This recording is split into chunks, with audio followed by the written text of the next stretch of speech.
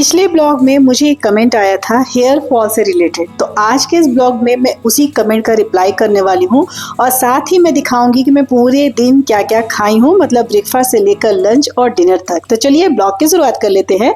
Good morning everyone, welcome back to my another blog. कैसे हैं आप लोग? इस वक्त से मेरी प्रार्थना आप सभी स्वस्थ और खुशहाल रहें। तो ये ब्लॉग है 18 अगस्त की और दिन है ट्यूसडे का। सुबह सुबह मैं बना रही हूँ अपनी बेटी के लिए लंच बॉक्स और उसके लिए मैं लंच बॉक्स में बना रही हूँ आज फ्राइड इडली। जैसा कि आप लोग पिछले ब्लॉग में देखे होंगे कि संडे के दिन मेरे घर में डोसा बना था, जिसका जो बैटर था मैं बहुत ज्यादा क्वांटिटी बनाई थी। तो संडे के दिन रात में हम डिनर भी यही किए थे, लेकिन मंडे को फिर किसी को डोसा खाने का मन नहीं किया, तो मंडे को रात में मैं इडली बनाई थी उसी बैटर से। सांभर और चटनी में दोबारा से बनाई थी, लेकिन हाँ बैटर था डोसा का, तो उससे मैं इडली भी बना ली थी। तो करीब 2 लॉट का इडली ज्यादा बन गया था, तो इडली बचा हुआ था, तो उसी इडली से मैं फ्राइड इडली बनाई हूँ और अपनी बेटी को लंच बॉक्स में दी हूँ। और उसके बाद भी कुछ इडली भी बचे थे, करीब 7 से 8 इडली आई थिंक बचे थे।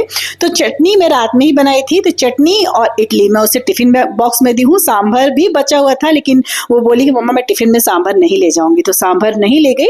हालांकि सांभर बहुत ज्यादा क्वांटिटी में नहीं बचा था, बहुत ही कम बचा है।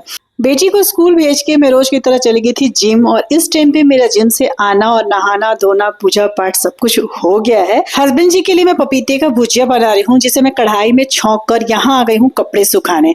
आजकल चारों तरफ इतनी बारिश हो रही है कि मतलब क्या बताऊँ, जमशेदपुर में तो लगता है कि अब बाढ़ ही आ जाएगा अगर बारिश बंद ना हुई तो यहाँ कपड़े ना मैं रेलिंग पर भी सुखा देती हूँ अगर धूप रहता है, मौसम अच्छा रहता है। लेकिन इन दिनों पता नहीं वीडियो में पता चल रहा होगा कि नहीं, पूरा का पूरा बादल हुआ है और पानी मतलब हर कुछ टाइम पे रुक रुक कर बारिश लगातार हो रही है। इसलिए कपड़े आजकल मैं रेलिंग पर नहीं डालती हूँ, क्योंकि कब बारिश हो जाए कोई पता नहीं है। तो जितने कपड़े तार पे लग जाते हैं उतने ठीक है, उसके बाद बाकी के कपड़ों को मैं रूम के खिड़की पर या दरवाजे पर डाल के ही सुखा रही हूँ। आजकल तो मतलब यही चल रहा है। एनीवे, कपड़े डालने के बाद मैं सीधे आ गई थी किचन में। तो देखी पपीते का भुजिया बन गया था, मैं छौंक कर ही गई थी जैसा कि आप लोगों को बताई। और अब मुझे बनाना है रोटी। तो रोटी भी मुझे ज्यादा नहीं बनाना था, सिर्फ हस्बैंड जी को ब्रेकफास्ट के लिए और उनको लंच बॉक्स में देने के लिए बनाना था, क्योंकि मेरा बेटा अभी सोया हुआ है। जनरली वो दोपहर के टाइम पे ही खाता है। और मैं अपने ब्रेकफास्ट में लेने वाली हूँ इडली। आप लोग देखे होंगे कि इडली बचा हुआ था, मैं पूरे इडली को फ्राई नहीं की थी, क्योंकि मुझे ना ऐसी वाली इडली अच्छी लगती है, बिना मसाले की इडली अच्छी लगती है। तो कुछ जो इडली बचा था ना, उसमें से मैं कुछ इडली खाऊंगी और बाकी दूंगी अपनी हाउस हेल्पर को। तो यहाँ पे रोटी बनने के बाद हस्बैंड जी खाकर ब्रेकफास्ट करके और टिफिन बॉक्स लेके चले गए थे ऑफिस, और उसके बाद मैं की थी अपना ब्रेकफास्ट। तो आज मैं ब्रेकफास्ट में ले रही हूँ इडली। जैसा कि बताई 7 से 8 इडली बचा था, तो टोटल 8 इडली ही बचे थे। तो 4 इडली मैं ली हूँ। सांभर बहुत थोड़ा था, एक ही जन के लिए था क्वांटिटी में, तो बस मैं सांभर गर्म करके ली थी और साथ में ली थी चटनी। तो ये है आज का मेरा ब्रेकफास्ट थाली। देख लीजिए आप लोग, मैं सांभर गर्म कर दी थी। ये मैं कल रात में बनाई हूँ, मतलब मंडे के रात का सांभर बचा हुआ था। रात में भी हम यही डिनर किए थे, तो सांभर थोड़ा ही सा था। और मेरी हाउस हेल्पर को सांभर नहीं चाहिए था, उसको पसंद भी नहीं आता है, वो चटनी के साथ ही खाती है। तो 4 इडली मैं खुद खाई हूँ और बाकी के जो 4 इडली बचे थे वो मैं अपने हाउस हेल्पर को दे दी हूँ। तो इस तरह का था आज मेरा ब्रेकफास्ट। और सच बोलिए ना, तो अगर मुझे 365 दिन में 364 दिन भी कोई इडली खिलाए ब्रेकफास्ट में, तो मैं ना नहीं बोलूंगी। मुझे इतना पसंद है, मतलब इडली ना मेरा फेवरेट ब्रेकफास्ट है। इतना मुझे पसंद है ना कि मैं रोज इसे खाऊं और बोर भी ना हो। थोड़ा आश्चर्य है क्योंकि मैं बिहार से बिलोंग करती हूँ, लेकिन हाँ मुझे इडली बहुत पसंद है। तो चलिए अपना फेवरेट ब्रेकफास्ट एंजॉय करते करते अपने व्यूअर के कमेंट का रिप्लाई भी कर देती हूँ। जैसे कि मैं आप लोग को ब्लॉग का स्टार्टिंग में बताई कि मुझे एक कमेंट आया था पिछले ब्लॉग में, जिसमें उन्होंने पूछा था कि मैम मेरे बाल बहुत ज्यादा झड़ रहे हैं, प्लीज कुछ बताइए। और ऑनेस्टली बोलूं तो ये प्रॉब्लम सिर्फ उनकी नहीं है, बहुत सारी लेडीज हेयर फॉल की प्रॉब्लम से परेशान होती हैं। मेरे बाल भी इन दिनों बहुत ज्यादा झड़ रहे हैं। एक्चुअली वेदर ही ऐसा है ना, बरसात के दिन में नॉर्मली ऐसे भी बाल बहुत ज्यादा झड़ते हैं। वैसे तो देखिए, बाल झड़ना आजकल कॉमन बात हो गई है। मुझे नहीं लगता कि कोई भी लेडीज ऐसा बोलती हो कि मेरे बाल नहीं झड़ते हैं। मेरे बाल भी झड़ते हैं, लेकिन हाँ बरसात में मेरे बाल बहुत ज्यादा झड़ते हैं। बाकी दिनों में मेरे बाल उतना नहीं झड़ते हैं, और जो झड़ते भी हैं तो मैं उतना टेंशन नहीं लेती हूँ। तो क्यों टेंशन नहीं लेती हूँ, यही मैं आज आप लोग को इस ब्लॉग में समझाने वाली हूँ। ब्रेकफास्ट के करीब 40 मिनट के बाद मैं लेती हूँ अपनी चाय, और आज मेरी चाय जल गई। चूल्हे पर मैं बैठा दी थी और मोबाइल में कुछ करने लगी थी, और फिर मुझे याद आया कि मेरे चूल्हे पर चाय था, तो चाय मेरी जल गई है। थोड़ी सी सी चाय बची थी और मैं उसे स्टील के कप में ले ली थी, क्योंकि वेदर बहुत ठंडा है ना, तो तुरंत चाय ठंडी हो जाएगी इसलिए। चाय पीने के बाद मैं डायरेक्ट आ गई थी किचन में, क्योंकि मुझे अपने बेटे के लिए बनाना था उसका लंच बोल सकते हैं या कुछ भी। अभी 12 बजे के आसपास हो रहा होगा और मैं बना रही हूँ आलू और न्यूट्रेला की मसाले वाली सब्जी। इन दिनों मेरे घर में न्यूट्रेला की सब्जी कुछ ज्यादा ही बन रही है, क्योंकि मेरे बेटे को न्यूट्रेला की सब्जी बहुत ज्यादा पसंद है। तो चलिए टॉपिक को आगे बढ़ाते हैं। तो जैसा कि बताई कि बरसात के दिनों में, वैसे भी बाकी मौसम की अपेक्षा बरसात के दिनों में बाल झड़ने की समस्या जो है ना, सभी के साथ ज्यादा बढ़ जाती है। लेकिन हो सकता है इसका रीजन कुछ और भी हो, लेकिन बिना रीजन जाने किसी भी एक चीज से इसका सॉल्यूशन नहीं हो सकता है। मैं आप सबसे ये नहीं बोलूंगी कि प्याज का रस लगा लीजिए और बाल बढ़ने लगेंगे, या फिर मेथी लगा लीजिए और हेयर फॉल बंद हो जाएंगे। ये सारे होम रेमेडीज कुछ लोगों के लिए थोड़ा बेनिफिट दे सकती है, लेकिन हेयर फॉल का एक्चुअल रीजन अगर पता नहीं है तो सिर्फ इन चीजों पर डिपेंड होकर ये बिल्कुल भी नहीं सोचना चाहिए कि हमारा प्रॉब्लम इन रेमेडीज से खत्म हो जाएगा। और चलिए अब मैं बताती हूँ कि मैं क्यों टेंशन फ्री रहती हूँ अपने बालों के झड़ने से। एक बात जो मैं पर्सनली बहुत इंपॉर्टेंट समझती हूँ वो है हेयर फॉल के साथ हेयर ग्रोथ को भी नोटिस करना। हम अक्सर सिर्फ ये देखते हैं कि मेरे कितने बाल टूटकर गिर रहे हैं, लेकिन ये कभी नहीं देखते हैं कि क्या बालों के टूटने के साथ उसके ग्रोथ भी हो रहे हैं। मीन्स जब भी आपके बाल टूटते हैं ना, तो उसके साथ आप ये भी देखिए कि स्काल्प पर न्यू बेबी हेयर आ रहे हैं या नहीं। ओवरऑल आपके जो हेयर की डेंसिटी है वो कैसी है, और साथ में ये भी देखिए कि बाल आपके धीरे धीरे पतले हो रहे हैं या नहीं हो रहे हैं। जैसा कि आप सबसे मैं बहुत बार शेयर की हूँ कि आजकल जिस तरह का फूड बाहर मिलता है, चाहे हम कितना भी हेल्दी बना ले, कितना भी हेल्दी खा ले, उन चीजों की मैक्सिमम बेनिफिट हमें मिलती ही नहीं, क्योंकि सभी चीजों में ना मिलावट ही हो रही है आजकल। इसलिए नॉर्मल हेयर शेडिंग होना कोई प्रॉब्लम की बात नहीं है, लेकिन अगर हेयर फॉल लगातार बढ़ रहा है, बाल विजिबली पतले हो रहे हैं, आपके स्काल्प ज्यादा दिखने लगे हैं या पैचेस बन रहे हैं, तो उसको इग्नोर नहीं करना चाहिए। ऐसे केस में एक बार डॉक्टर या डर्मेटोलॉजिस्ट से कंसल्ट करके एक्चुअल रीजन पता करना बेटर रहेगा। तो जैसा कि मैं बताई कि आजकल करीब करीब हर लेडीज को iron, vitamin B12, vitamin D या थायराइड जैसे फैक्टर्स भी होते हैं जिनका हेयर फॉल में एक इम्पॉर्टेंट रोल है। तो जैसा कि मैं अपनी बात करूं, मेरे निश्चिंत होने की बात करूं, तो मेरे बाल की डेंसिटी उतनी ज्यादा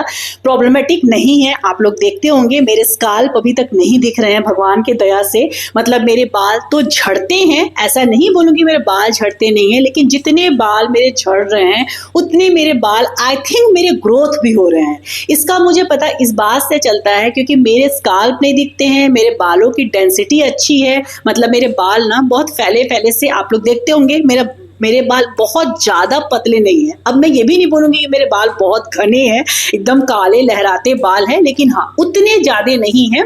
इसलिए मुझे ना लगता है, अपने खुद में भी लगता है कि मेरे बाल झड़ तो रहे हैं लेकिन उनका ग्रोथ भी अच्छा हो रहा है। इसलिए मैं अभी फिलहाल के लिए तो बालों को लेकर उतना ज्यादा टेंशन में नहीं रहती हूँ। आगे का मुझे नहीं पता, लेकिन हाँ जिन्हें प्रॉब्लम है, ज्यादा स्काल्प दिख रहा है, बाल बहुत ज्यादा टूट रहे हैं, बाल पतले हो रहे हैं, बालों की डेंसिटी कम हो रही है, उनको जरूरत पड़ने पर अपने डॉक्टर से डिस्कस कर लेना चाहिए और टेस्ट करवा के पता करना चाहिए कि क्या उनको प्रॉब्लम है, किसी चीज की डिफिशियंसी, आयरन की या विटामिन की डिफिशियंसी तो नहीं है, और अगर है तो अच्छा सप्लीमेंट लीजिए, लेकिन हाँ डॉक्टर को बिना दिखाए नहीं।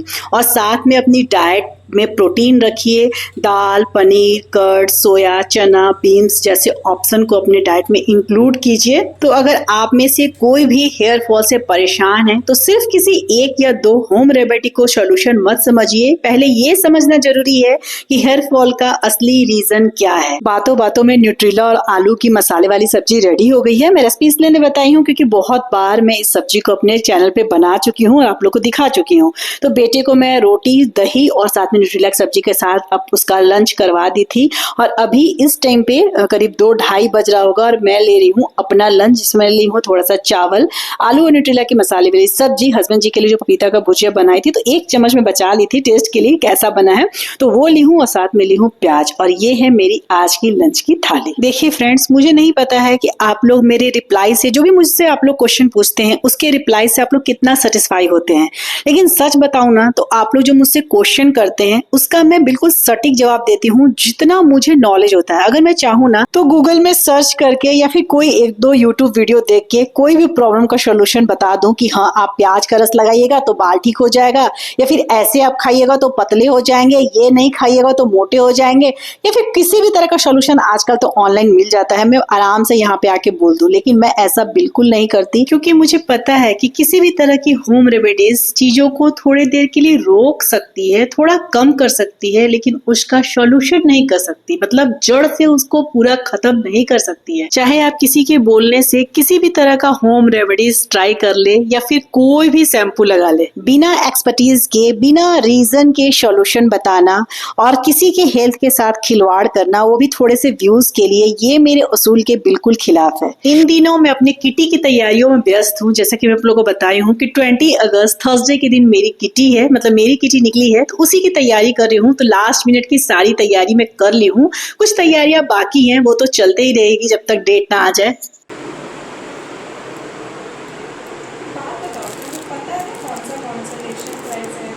कॉन्सोलेशन प्राइज इस डिब्बा में है, ये सारा डिब्बा कॉन्सोलेशन प्राइज का है। और ये फर्स्ट सेकंड थर्ड समझ गई। और ये है सावन क्वीन के लिए, और ये सारा लक बाय चांस गेम। मेरी बेटी पूछ रही थी कि मम्मा तुमको पता है कि इसको क्या देना है, वही मैं उसे बता रही थी कि बड़े वाले डब्बे में जो भी है ना वो कंसोलेशन प्राइज है जो सबको मिलते हैं, मतलब सभी लोगों के लिए एक जैसा है। उसके अलावा मतलब कंसोलेशन गिफ्ट के अलावा 2 गेम भी होंगे, जो एक गेम मैंडेटरी रहता है हमारा हाउसी जो हर किटी में होता है, लेकिन एक गेम मैं एक्स्ट्रा खिलवाने वाली हूँ। ये आप अपने मर्जी से खिलवा सकते हैं या नहीं खिला सकते हैं, तो उसका भी गिफ्ट है। फर्स्ट सेकंड थर्ड करके 2 गेम के लिए ली हूँ। सावन क्वीन के लिए मैं एक गिफ्ट ली हूँ और साथ में कुछ वेलकम गिफ्ट मिले हो। मतलब वेलकम करते समय आप लोग सोचते होंगे कि सारे गिफ्ट तो मैं पैकेट में रखी हूँ, दिखाई भी नहीं हूँ आप लोग को कि क्या गिफ्ट किसके लिए है और क्या चीज मैं देने वाली हूँ। तो टेंशन मत लीजिए, सारे गिफ्ट का जो मैं वीडियो है ना पैक करने के पहले बना ली हूँ, सभी आप लोग को दिखने के लिए मिलेगा किटी ब्लॉग में। जो नेक्स्ट ब्लॉग मेरा किटी ब्लॉग आएगा ना, तो मैं सभी चीजों की सारी चीजों की मैं वीडियो बना के रखी हूँ। आप लोग को मैं नेक्स्ट ब्लॉग में जरूर सब दिखाऊंगी कि मैं क्या क्या गिफ्ट सबको दे रही हूँ। गिफ्ट में इस ब्लॉग में इसलिए भी नहीं दिखाई हूँ, जैसा कि मैं आप सबसे पिछले ब्लॉग में बताई थी कि मेरी कुछ फ्रेंड जो किटी के फ्रेंड है उन्हें पता है कि मैं वीडियो बनाती हूँ, तो कहीं मेरा सरप्राइज स्पॉइल ना हो जाए, मतलब उन्हें पहले से जानकारी ना हो जाए कि मैं क्या दे रही हूँ, तो थोड़ा सा होता है ना, मजा नहीं आएगा, इसलिए सरप्राइज बना रहे, इसलिए मैं इस ब्लॉग में गिफ्ट नहीं दिखाई हूँ। लेकिन हाँ, नेक्स्ट ब्लॉग में आप सभी को गिफ्ट देखने के लिए मिलेगा। तो चलिए, मेरा डिनर रेडी हो गया था। डिनर में बनाई हूँ पोहा। एक्चुअली में शाम में सभी को पोहा खाने का मन किया तो मैं सभी के लिए पोहा बनाई हूँ। तो यही मेरा डिनर है आज का। उसके बाद मैं करती हूँ वॉक। जैसा कि आप लोग को पता है जनरली मैं वॉक करती हूँ नीचे अपने मतलब अपार्टमेंट के पार्किंग एरिया में, लेकिन आज मैं छत पे गई थी क्योंकि हस्बैंड जी बोले कि चलो मैं भी चलता हूँ वॉक करने, तो उन्हीं के साथ मैं छत पे आई थी। मैं छत पे रात के समय तो बिल्कुल भी नहीं जाती हूँ, बिल्कुल भी नहीं। रीजन जानना चाहते हैं आप लोग तो सुन लीजिए रीजन। रुकिए, नीचे उतर जाएगी, बस कीजिए, खोलिए। इसीलिए हम छत पे नहीं आते। आप आज बोले कि हम हैं चलो तो हम आ गए, वरना हम छत पे कभी नहीं आते, यही लोग के चक्कर में। पूरा दरवाजा खोलिए, चेक कीजिए, फिर हम आएंगे। बाप रे, एक तो पूरा काई लगा हुआ है, देख रहे हैं? बाप रे, कितना सुनसान सा लग रहा है। कुछ अच्छा लगता है छत पे टहलना, पता है, बहुत अच्छा लगता है। लेकिन वही है, हमको डर लगता है छिपकली से, मेंढक से, बरसात के दिन में, ऊपर से काई से, उस स्पीड में हम चल भी नहीं पाएंगे। तो रीजन तो आप लोग सुन ही लिए होंगे, बस इसी वजह से मैं छत पे नहीं आती हूँ। यहाँ मेरे घर के जितने भी गमले हैं ना, आप लोग देखे होंगे पेंट के समय ना छत पे आ गया था, तो तब से वो यही है, क्योंकि गमले बहुत पुराने हो गए हैं, तो सारे गमले को हम लोग यही छोड़ दिए हैं। तो सारे पौधे ना बरसात के पानी से और अच्छे से धूप भी लग रहे हैं, जब धूप हो रहा है तो देखिए कितने खिल गए हैं। समी का पौधा तो बिल्कुल पेड़ बन गया है। तो हस्बैंड जी ना डेली यहाँ सुबह में मॉर्निंग में वॉक करने के लिए आते हैं, तो जब भी धूप होता है, बारिश नहीं होती है ना, तो वह ये गमले में ना सारे पानी दे देते हैं।